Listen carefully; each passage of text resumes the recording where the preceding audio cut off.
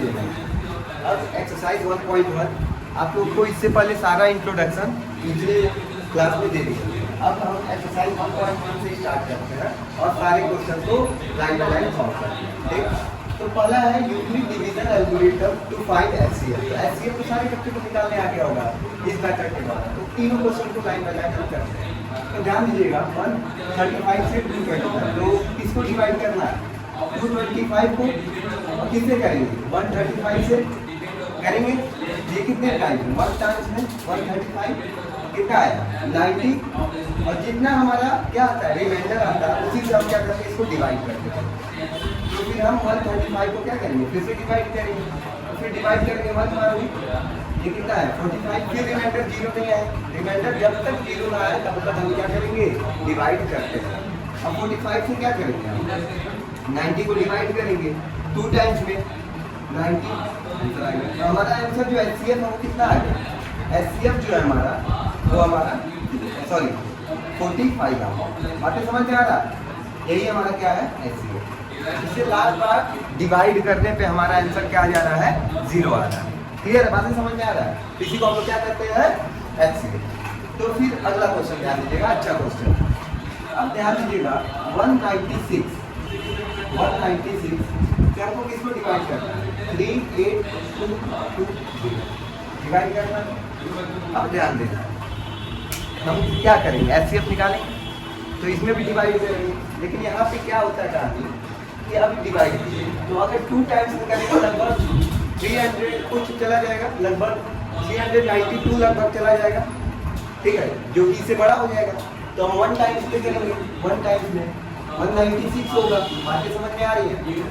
फिर आप इसमें से कैंसिल माइनस कीजिए। 12 में से गया 6, 17 में से 9 गया 8, और यहाँ पे देखिए 2 बचा, 2 में से 1, यहाँ पे देखिए 196 फिर ये छोटा है, फिर 2 हम क्या कर लेंगे? यहाँ से डाल दें। बातें समझ में आ गई? और फिर ये देखिए अब ये कितने टाइम हो जाएगा? फिर समथिंग अराउंड 200 है, 200 है, 2 9 था 18, तो लगभग ये कितने टाइम हो जाएगा? 9 टाइम्स हो जाएगा। समझ पा रहे हो? तो इसी तरह आप लोग भी क्या कीजिएगा, समझिएगा कि कैसे हम डिवाइड करते हैं। ठीक है, तो ये 1800 के समथिंग अराउंड है ना, तो ये 200 के अराउंड है, तो 9 टाइम्स हो जाएगा। समझ में आ रहा? 9 तो कितना होगा? 24, 5, 9, 6, 8, 9 कुछ कितना आएगा? कितना आएगा? अब ध्यान दीजिएगा ये 1700 इतना और ये इतना 1800 में से डायरेक्ट अगर हम माइनस कर दें ये 98 और 0 उधर है, 0 उधर जाएगा। अब ये समथिंग अराउंड अगर आप 5 से मल्टीप्लाई करें 5 से तो ये हमारा कितना आएगा? 9। तो किससे ही हम कर रहे हैं? 196 से ये टोटल डिवाइड हो जा रहा है ना, तो कुछ नहीं छूटा हुआ है, सारा हो गया। ठीक है, डिवाइड 980 और 980 आया, तो हमारा रिमाइंडर क्या आएगा? यही तो बचा, इसी से तो हम डिवाइड कर रहे हैं, तो 0 आ गया। तो हमारा जो आंसर होगा यही होगा। बात समझ में आ रहा है? खुदाओ समझ में आया? क्योंकि आप सोच रहे हो सर इसमें जैसे डिवाइड कर रहे हैं इसमें क्यों नहीं कर रहा है? भाई इसमें तो 90 आ जाता है, रिमाइंडर क्या है? इससे कम आ जाता है। अगर इससे ज़्यादा आता तब तक हम इसको डिवाइड करते हैं। कॉन्सेप्ट क्लियर है ना? क्लियर है? अब देखिए ये वाले क्वेश्चन है, लास्ट क्वेश्चन हम करते हैं इस टाइप का। तो लास्ट क्वेश्चन को करते हैं। तो देखिए 225 से किसको डिवाइड करना है? 857। ये देखिए समथिंग अराउंड 225 है। ठीक है, और 4 टाइम्स में करेंगे तो 900 आ जाएगा। क्लियर है? क्यों? देखिए 25 4 का भी तो 100 होता है और 2 4 का 800 तो 900 आ जाएगा। तो लगभग इसको 3 से मल्टीप्लाई करना पड़ेगा। 3 टाइम्स से करते हैं तो 15 कैरी 1 फिर 7 फिर 6 हो सकता है। तो ये देखिए 2 फिर यहाँ पे कैरी ले लेंगे 16 में से ये गया 9 और फिर यहाँ पे 1। अब देखिए क्लियर बातें समझ आ रही है? फिर 196 से क्या करेंगे आप? 225 को डिवाइड। अब देखिए 1 टाइम में ही जाएगा 3, 12 में से 9 जाएगा तो क्या होगा हमारा? 3 होगा 33, और 33 से क्या करेंगे? 192 को डिवाइड करेंगे। क्लियर है? बातें समझ में आ रहा है आप लोग? अब 33 से कितने टाइम्स में जाएगा? तो ध्यान दीजिएगा ये 33 है, 6 टाइम में करेंगे तो समथिंग अराउंड हमारा कितना आएगा 36 180, और लेकिन ये 3 भी तो है, 3 मतलब कि चल जाएगा, कैंसिल हो जाएगा। तो 13 से 6 टाइम पे करते हैं तो 18 कैरी 1, सॉरी ये तो ज़्यादा हो गया, ठीक है ये ज़्यादा हो गया। तो हम कितने से करेंगे 5 से करेंगे। तो 5 3 15 कैरी 1 15 एंड 16। बातें समझ में आ रही है? अब माइनस कीजिए कितना आएगा 7 8 में से, क्लियर है? बातें समझ में आ रहा है? इतना तो आप लोग को डिवाइड करना आता ही है, वो तो अब छोटी छोटी बातें हैं। 1 टाइम में 27 6, अब 6 से 27 को डिवाइड करो कितने टाइम में, 4 टाइम में 24 3, और 3 से 6 को डिवाइड करो 2, मतलब हमारा जो HCF है वो कितना है 3 है। बातें समझ में आ रहा है? कितना अच्छा सा क्वेश्चन था, बहुत लंबा स्टेप गया, लेकिन फाइनली हमको HCF कितना हमारा मिल गया 3। मतलब इतने बड़े नंबर का हमारा HCF कितना आ रहा, ओनली 3 आ रहा। तो बातें क्लियर आपको? तो ये तो हमारा कल का बेसिक कॉन्सेप्ट था, उस कॉन्सेप्ट पे आज हमारा पहला क्वेश्चन हो चुका है। तो बातें समझ में आ गई? सारे बच्चों को समझ में आ गई? तो ये हमारा स्टार्टिंग क्वेश्चन था, उसके बाद हम आगे बढ़ते हैं, ठीक है? नेक्स्ट क्वेश्चन सामने देखिए, अब सामने आप लोग को 2 क्वेश्चन दिख रहा होगा, ठीक है? दोनों क्वेश्चन बोर्ड एग्जाम के पॉइंट ऑफ व्यू से बहुत इंपॉर्टेंट क्वेश्चन, ठीक है? बोर्ड एग्जाम के पॉइंट ऑफ व्यू से सबसे इंपॉर्टेंट क्वेश्चन ये सब है, तो ध्यान दीजिएगा। तो ध्यान देना ये है कि हमारा जो क्वेश्चन है show that any positive odd integer of the form 6q plus 1, 6q plus 3 and 6q plus 5, q is a sum integer। तो इसके बारे में हम कल की क्लास में या पिछले क्लास में हम बता चुके हैं, तो आप लोग पिछला वीडियो भी देख सकते हैं कि इसके बारे में इंट्रोडक्शन दे दिया गया है। अब ध्यान दीजिएगा, सारे बच्चों को पहले तो ऑड इंटीजर पता होना चाहिए। तो आपको पता है जो 2 से डिवाइड नहीं होता वो ऑड इंटीजर्स होता है, तो मतलब कौन होता है 1 3 5 7। तो ऑड इंटीजर्स क्या होंगे 1 3 5 7 9 11 13 डॉट डॉट डॉट इनफाइनाइट तक ऐसे नंबर्स मिलेंगे। क्लियर है? बातें समझ में आ रही? बोला है 6q plus 1 6q plus 3 6q plus 5, यहाँ पे क्या आना चाहिए, इस फॉर्म में आना चाहिए, ठीक? तो पहली बात, सबसे इम्पोर्टेंट बात तो ये होती है हमारी, तो आपको ये पता है डिविडेंड इक्वल टू क्या होता है, dividend equal to divisor into quotient plus remainder होता है। यहाँ तक तो बातें समझ में आ रहा है? आपको पता है कि ये 6 जो है वो एज अ डिवाइजर काम करता है। मतलब क्या है, ध्यान दीजिए, अगर 2 5 को डिवाइड कर रहे हैं 2 2 का 4 1 आया, ये जो 2 है ये हमारा डिवाइजर है, ये हमारा क्या है डिवाइजर है। ये 2 क्या है, ये वाला 2 क्वोशिएंट है, या 7 ले रहा है, ये 3 आता है, तो ये क्वोशिएंट है 3 और 1 क्या है हमारा 1 रिमाइंडर। बात समझ में आ रहा है? और जो भी टर्म लिखा रहेगा 6 लिखा रहे या कुछ भी लिखा रहे 7q plus 1 लिख दे या 2q plus 1 लिख दे या 3q plus 1 लिख दे, तो वो एज इट इज डिवीजर काम करता है, डिवाइजर काम करता है। क्लियर? बात समझ में आ रहा है? अब बात क्या है, और इंटीजर्स है ये किस तरह बिहेव करता है, ये हमारा डिविडेंड के जैसे यूज करता है। किसके जैसा यूज होता है, डिविडेंड के जैसा। अब बातें समझ में आ रहा है कि जो और इंटीजर्स जो है हमारे वो किस तरह बिहेव कर रहा है, डिविडेंड जैसा, मतलब इन्हीं को डिवाइड ही करना है, ठीक? और आपको इस फॉर्म में लिख देना है। तो जो हमारा ये 6q ये सब दिया है, ये किस फॉर्म में है, 6 किस फॉर्म में है हमारा डिवाइजर, मतलब कि उसी से हमको डिवाइड करता है। और ये सब ऑड इंटीजर्स जो है वो हमारे डिविडेंड, इसको हम डिवाइड करते हैं, ठीक? तो 6 से हम किसको डिवाइड करेंगे, 1 को डिवाइड करेंगे, करेक्ट? और फिर 6 से किसको डिवाइड करेंगे, 3 को डिवाइड करेंगे, ठीक है? आगे हम बढ़ते जाएंगे। 6 से हम किसको डिवाइड करेंगे, 5 को डिवाइड करेंगे, क्लियर? फिर 6 से हम किसको डिवाइड करेंगे, 7 को डिवाइड करेंगे। फिर आगे बढ़ते जाएंगे, 6 से हम 9 को डिवाइड करेंगे, 6 से 11, बस इतना करते हैं, तो ऐसे कंटिन्यू होता है, क्लियर? डिवाइड करते जाएंगे। ये किस तरह बिहेव कर रहा है, देखो डिवीजर इसी से डिवाइड कर रहा है, और जो ऑड नंबर है वो किस तरह बिहेव हो रहा है, डिविडेंड अंदर लिखा है। क्लियर? बातें समझ में आ गई? अब देखो 6 हम 0 ही टाइम से कर पाएंगे, क्योंकि 1 करेंगे तो 6 आ जाएगा, तो 0, तो कितना बचा 1, रिमाइंडर 1 बच गया, ये रिमाइंडर होता है, ये कितना होता है रिमाइंडर, ठीक है? फिर यहाँ पे 6 1 का 6 सॉरी 1 तो कर नहीं सकते हैं, तो यहाँ पे 0 तो फिर करेंगे क्योंकि ये 6 से छोटा है, यहाँ 0 हो गया, तो रिमाइंडर 3। ठीक, फिर यहाँ पे करेंगे 0 टाइम क्योंकि 6 से छोटा है, तो 0 रिमाइंडर 5 1 3 5। तो देखिए रिमाइंडर में 1 3 5 आया है। अभी और भी चेक करते हैं कि इससे ज़्यादा भी हो सकते हैं क्या।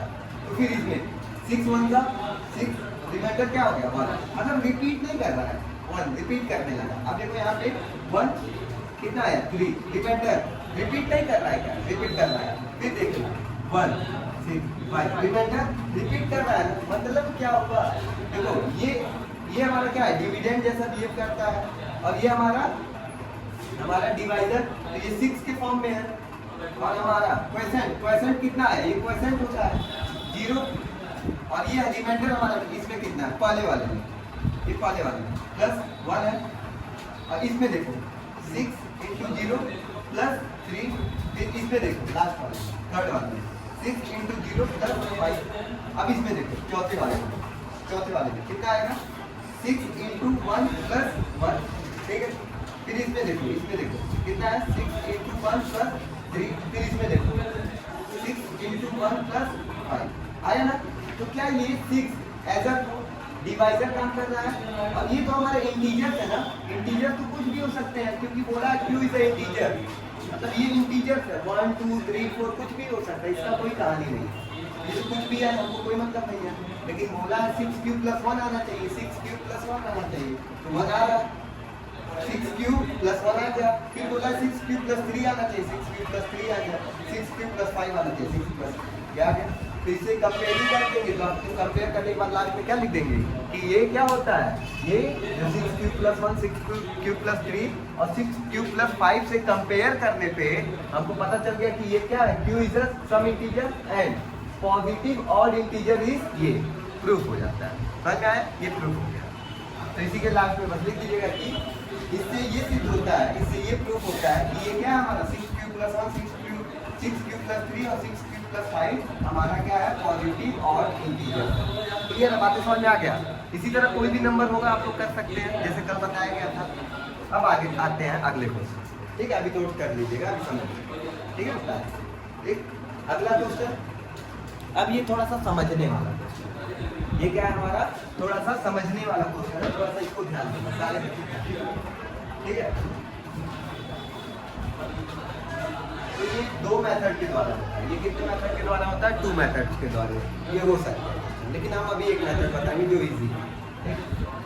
Use Euclid division lemma method. कौन सा, Euclid division lemma method use करना है टू शो करना है that square of any integer, square of any integer of any positive integer is adder the form of 3m या 3m plus 1। मतलब क्या होगा, मान लो कि कोई हमारा ऑड इंटीजर, मतलब कोई भी इंटीजर्स है, इंटीजर्स तो कुछ भी हो सकते हैं 1 2 3 4 5 6 कोई भी इंटीजर्स हो सकते हैं, तो उसका क्या करना है हमको, स्क्वायर करना है। उसका क्या करना है, स्क्वायर करना है, इसका क्या करना है, स्क्वायर करना है। तो ये किस फॉर्म में आएगा, 3m और 3m प्लस 1 के फॉर्म में आएगा। क्लियर है, क्वेश्चन समझ में आ गया कि फिर से क्वेश्चन हम समझा दे रहे हैं।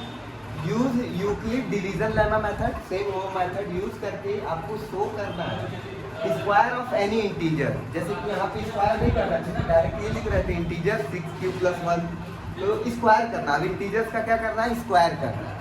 और इसको किसके, square of any integers of any positive integers is adder of form, और जो स्क्वायर करने पे जो इंटीजर फॉर्म में आएगा वो किस फॉर्म में आएगा, 3m और 3m प्लस 1। जैसे कि यहाँ पे 6 क्यू प्लस 1 और 6 क्यू प्लस 3 और 6 क्यू प्लस 5 के फॉर्म में आ रहा है, यहाँ पे किस फॉर्म में आना चाहिए, स्क्वायर करने के बाद 3m एंड 3m प्लस 1। यहाँ पे बातें समझ में आ गई आपको, 3m और फॉर्म में लाना है, तो ध्यान दीजिएगा। जैसे कि मान लो कोई भी इंटीजर, ठीक है, मान लो x हमारा क्या है, x लेटर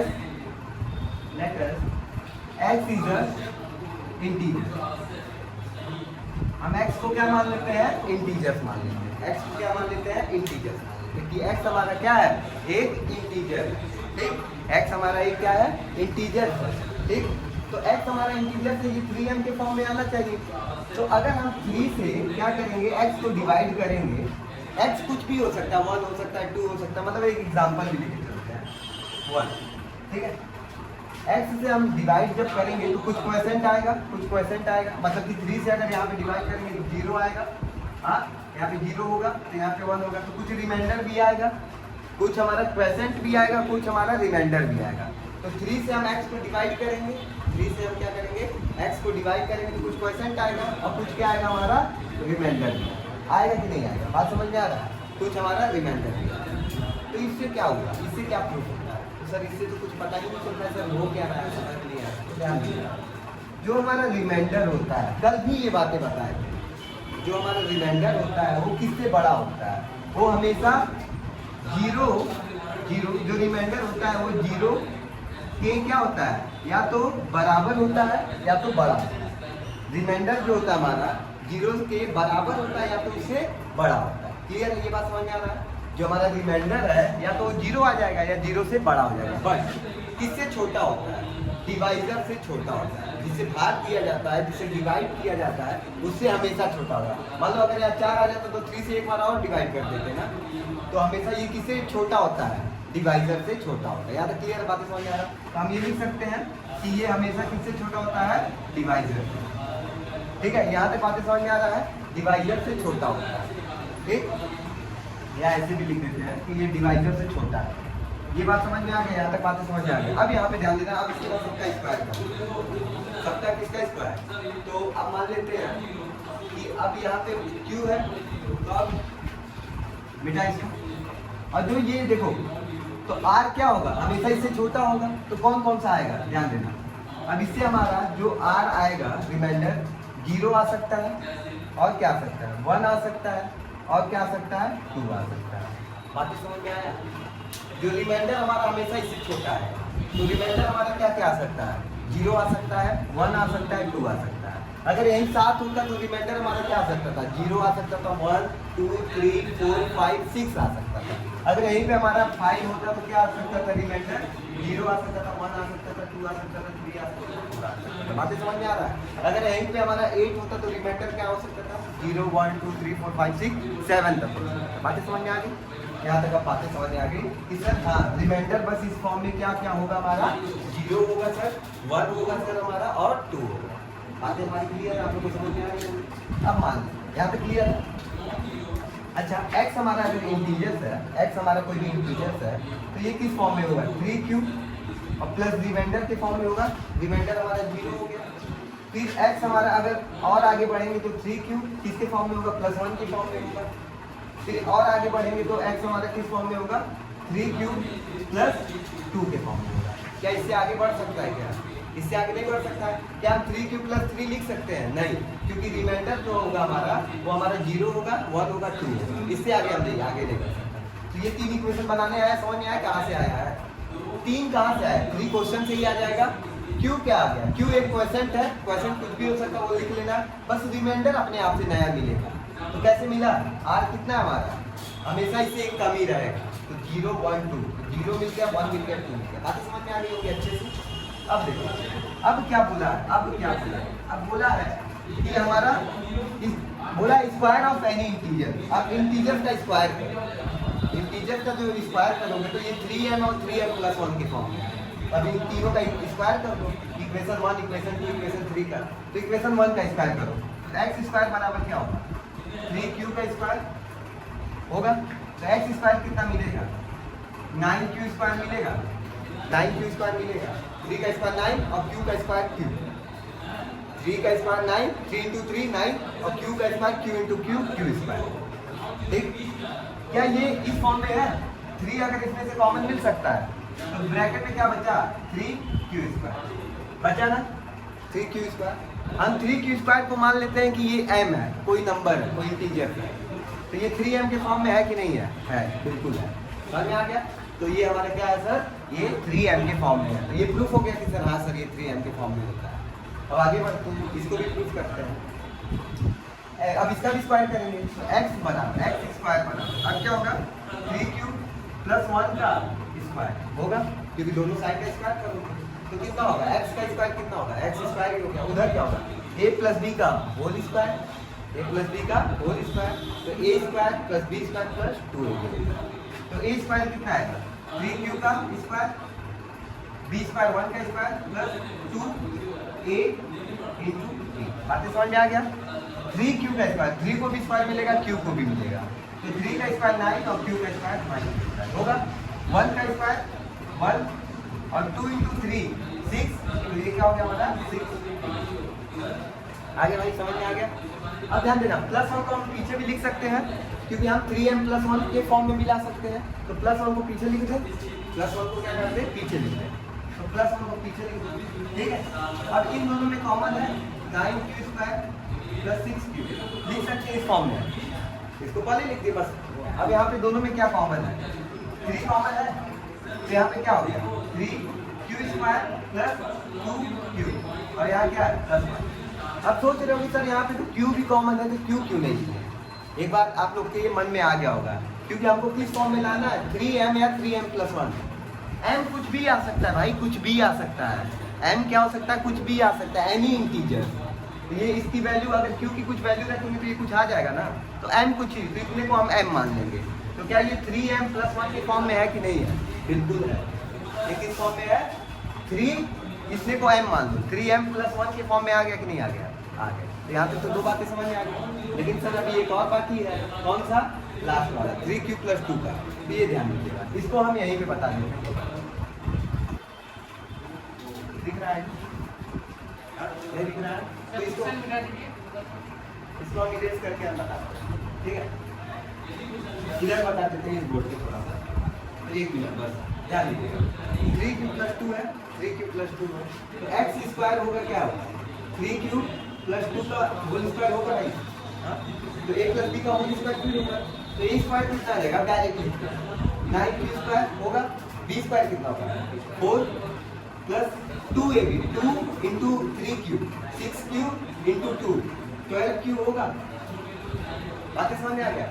अब देखो, हम इन दोनों को तो 9q² + 12q को तो बात में लिख सकते हैं, 4 को हम 3 + 1 लिख सकते हैं, 4 को हम 3 + 1 लिख सकते हैं। क्यों लिखे भाई, क्यों लिखे, क्यों सर, क्यों इसकी जरूरत पड़ी भाई, यहाँ से 3 कॉमन हो गया, तो ये 3m के फॉर्म बना लेगा और वो +1 साइड हो जाएगा। तो यहाँ से क्या कॉमन है, 3 कॉमन है, तीनों में 3 कॉमन है कि नहीं, तो ये क्या बचा 3q² + 4q + 1, और बाहर क्या बचा +1, और इतने को हम m मान लें, इतने को m मान, m कुछ भी मान सकते भाई, जो इतना आएगा उसको m मान लें। तो क्या ये 3m + 1 नहीं आएगा, आ गया ना। तो हमारा जब इंटीजर्स का स्क्वायर करते हैं तो किस फॉर्म में आता है हमारा, 3m या 3m + 1 के फॉर्म में आता है। क्लियर है, बात समझ में आ गया, 3m या 3m + 1 के फॉर्म में आ गया। यही सेकंड क्वेश्चन का क्या था हमारा, एक्सप्लेनेशन था, 4th क्वेश्चन। आपको, हमको लगता है कि आप सारे बच्चों को ये बात समझ में आ गई। एक बात कीजिए, आपको बता दें, पहले क्या उतारना है, यहाँ से लेके यहाँ तक उतारिएगा, फिर यहाँ पे, और कोशिश कीजिएगा कि बिना देखे उतारें, ठीक है, ठीक है। ध्यान दीजिएगा, जो नेक्स्ट क्वेश्चन है, use Euclid division lemma to show that cube of any positive integer. अब क्यूब करना है, क्यूब मतलब ध्यान देना कि x क्यूब, क्यूब का मतलब ये होता है x क्यूब, मतलब कि x का मल्टीप्लाई 3 बार, ठीक है। Positive integer is the form of nm, nm + 1 या nm + 8 के फॉर्म, 9m + 8 के फॉर्म में आएगा। किस फॉर्म में आएगा, 9m + 1 एंड 9m + 8 के फॉर्म में आना चाहिए, जैसे पिछले क्वेश्चन में था, सेम यही क्वेश्चन। अब आप सोच रहे हैं कि सर ठीक है, अब लेट अस इंटीजर, हम पहले इंटीजर्स को ही मानते हैं, लेट अस इंटीजर्स, इंटीजर जो मानते हैं वो क्या मानते हैं, x मान लेते हैं, इंटीजर x, जब x इंटीजर्स माने, अब कहेंगे सर रिमाइंडर जो आएगा, जो रिमाइंडर आएगा ये तो 0 और 9 से छोटा ही रहेगा, एक तो 0 से बड़ा और 9 से छोटा, मतलब 1 2 3 4 5 6 7 8। अच्छा, इसको सॉल्व करेंगे तो बहुत लंबा नहीं आएगा, ऐसे नहीं आ जाएगा। x बराबर लिख सकते हैं 9q + 0, फिर x बराबर 9q + 1, 9q + 2, 9q + 3, dot dot dot कहाँ तक, 9q + 8 तक। यहाँ तक लिखाएगा कि नहीं लिखाएगा, अगर इस मेथड के द्वारा जाए तो ये बहुत ज़्यादा बड़ा नहीं आ जाएगा, कितने बार आपको करना पड़ेगा, ठीक है।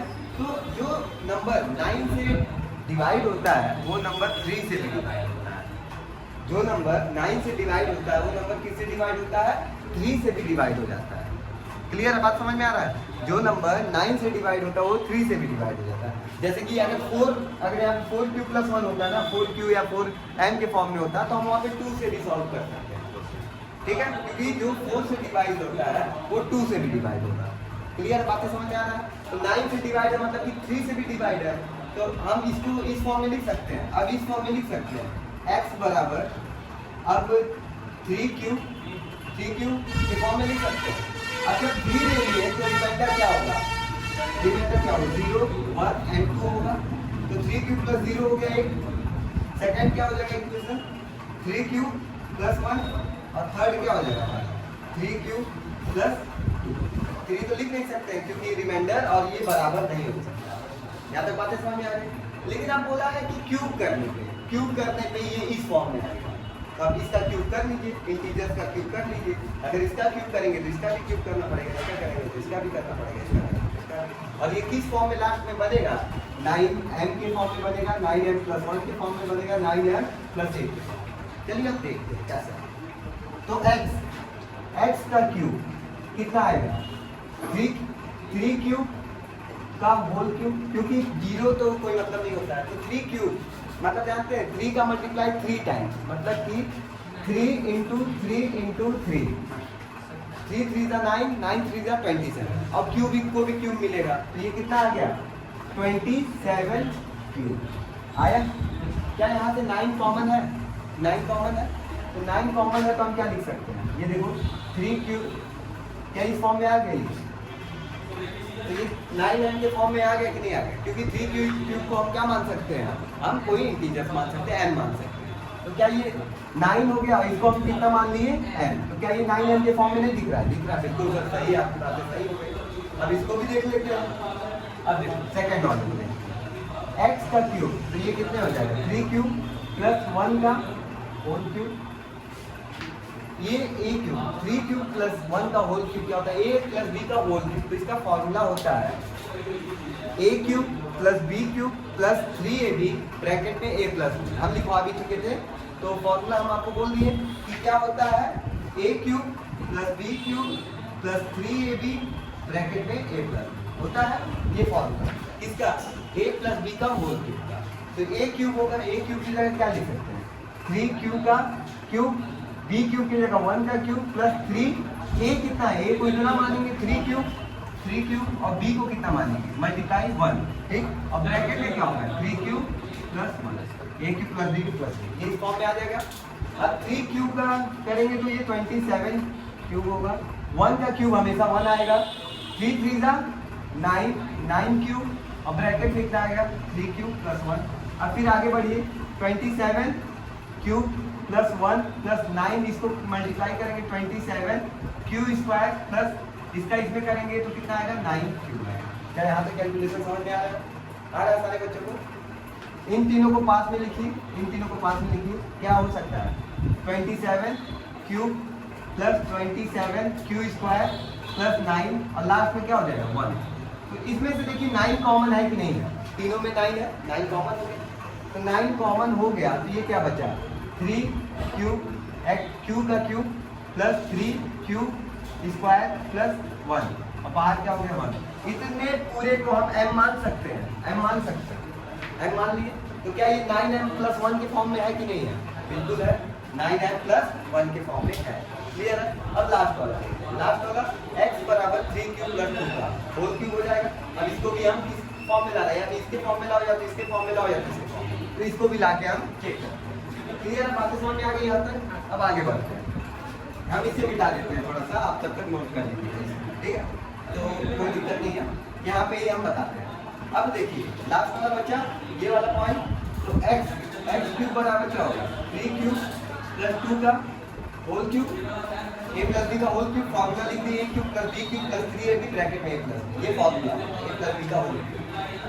तो a³ मतलब कि 3q का क्यूब + b³ 2q + 3a कितना है? 3q, b कितना है? 2 और ब्रैकेट में कितना हो जाएगा? 3q + 2। तो एज इट इज फिर कैलकुलेशन स्टार्ट करते हैं। तो ये 27q, 2 का क्यूब कितना? 2 2 4, 4 2 8, 8 हो गया। यहाँ पे देखिए 9 9 2 जा 18, 18 क्यूब पहले लिख लेते हैं 18 क्यूब और ब्रैकेट में क्या है 3 क्यूब प्लस 2 हो गया। बात समझ में आ रहा है? ये अलग है ठीक। अब ध्यान दीजिए ये आएगा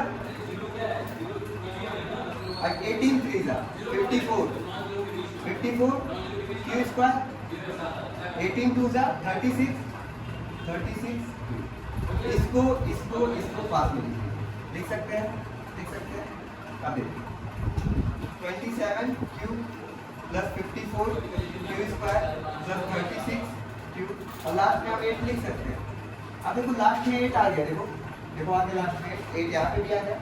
क्या इन तीनों में 9 कॉमन है? बिल्कुल कॉमन है, सबके पहाड़े में 27 भी आता है 9 के टेबल में, 54 भी आता है 9 के टेबल में, 36 भी आता है 9 के, तो 9 कॉमन लिख सकते हैं। क्या आएगा 3 क्यूब प्लस यहाँ पे कितना 6 क्यूब स्क्वायर प्लस 4 क्यूब। अब बाहर क्या होगा हमारा 8 और ये टोटल को हम m बोल सकते हैं। हाँ ये 9m प्लस 8, 9m प्लस 8 के फॉर्म में आ गया, 9m प्लस 8 के फॉर्म में आ गया ना। तो क्या हो गया हमारा ये प्रूफ हो गया कि ये जो इंटीजर थे ये हमारा इंटीजर्स का अगर हम क्यूब करते तो किस फॉर्म में आता है 9m plus 9m, 9m plus 1 and 9m plus 8 के फॉर्म में आ जाता है। क्लियर है? बातें समझ आ गई? ठीक, ये यहाँ तक तो हमारा क्वेश्चन था। अब एक लास्ट क्वेश्चन हमारा क्वेश्चन हम पढ़ लेते हैं बुक से। लिखा है an army contingent of 616 member is to march behind an army band. मतलब कि 616 जो है 616 जो है आर्मी के जवान है। कितने जवान है? 616 आर्मी के जवान है और 32 मेंबर हैं बैंड के। कितने हैं? 32 मेंबर हैं किसके? बैंड के। ठीक है, तो बैंड वालों को पीछे चलना है। परेड में कौन आगे चलेगा? हमारे बैंड वाले आगे चलेंगे 32 और पीछे कौन चलेगा? 616 कौन चलेगा? हमारा आर्मी के जवान। क्लियर? आगे देखो क्या है। The two group are march in the same number of column. मतलब कि अगर दो ग्रुप बना है, दो ग्रुप एक ये बना है, ये बना, ये बना, ये ठीक है, दो ग्रुप बना है। तो जितने यहाँ पे होंगे उतने ही यहाँ पे, मतलब कि दो ग्रुप बना है। ठीक, इस हिसाब से। तो क्या बोला, हमको पता नहीं है कितना बना होगा। बोला है what is the maximum number of column in which they can march. मतलब कि कितना मैक्सिमम नंबर ऑफ कॉलम बनेगा कि ये लोग मार्च करेंगे। मतलब कि ऐसा होना चाहिए जितना इधर होना चाहिए इतना उधर होना चाहिए। तो समझ में आ रहा है? जैसे स्क्वायर बॉक्स बनता है ना, हाँ, जितना इधर आएगा उतना इधर भी आएगा। तो सेम इसमें यही काम किया। ठीक, तो हमेशा जब मैक्सिमम नंबर ऑफ बोल रहेगा तो इस क्वेश्चन में केवल और केवल 616 एंड हमारा 32 का हाईएस्ट कॉमन फैक्टर निकाल लेंगे और हाईएस्ट कॉमन फैक्टर मतलब HCF निकाल लेंगे। जो आएगा वही हमारा क्या होगा? आंसर होगा। ठीक है, तो अगले क्लास में हम इसको डिस्कशन करेंगे। ठीक है, लेकिन आप लोग ये जानिए कि हाईएस्ट कॉमन फैक्टर निकालना और उसका क्या होगा? HCF निकालेंगे। जो निकलेगा वही हमारा क्या होगा? फाइनल आंसर होगा। तो हमारा 1.1 खत्म हो गया।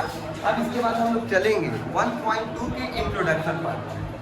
1.2 के इंट्रोडक्शन पार्ट पे 1.1 के सारे क्वेश्चन हम लाइन बाय लाइन कर चुके हैं। ठीक है, तो आज का वीडियो यही है।